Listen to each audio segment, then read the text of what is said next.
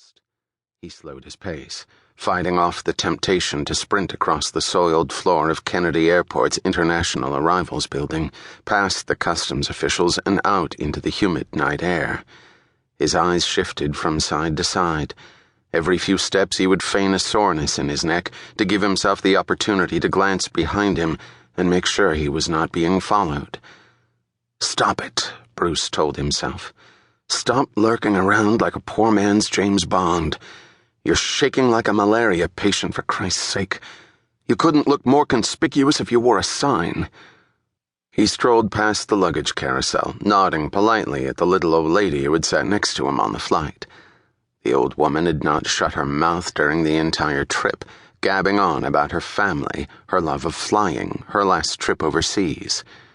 She was sweet enough, just somebody's grandmother, but Bruce still closed his eyes and pretended to be asleep in order to get a little peace and quiet. But of course, sleep had not come to him. It would not come for some time yet. But maybe she wasn't just some sweet little old lady, Brucey boy. Maybe she was following you. He dismissed the voice with a nervous shake of the head.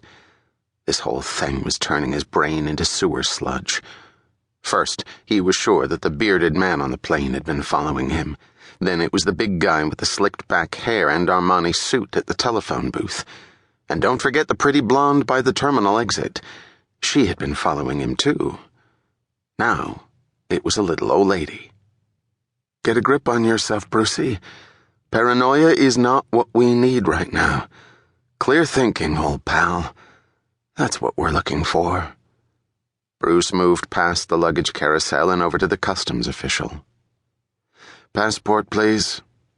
Bruce handed the man his passport. "No luggage, sir?" He shook his head. "Only this carry-on." The customs officer glanced at the passport and then at Bruce. "You look quite different from your photograph."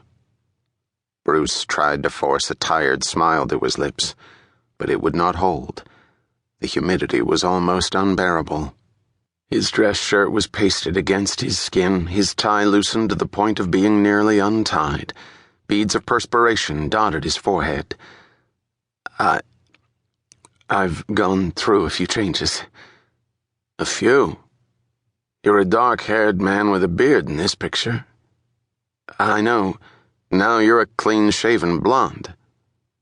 "Like I said, I went through a few changes. Luckily, you can't tell eye color from a passport photo, or you would want to know why I changed my eyes from brown to blue." The customs official did not appear convinced. "Were you traveling on business or pleasure?" "Pleasure." "You always pack this lightly?" Bruce swallowed and managed to shrug.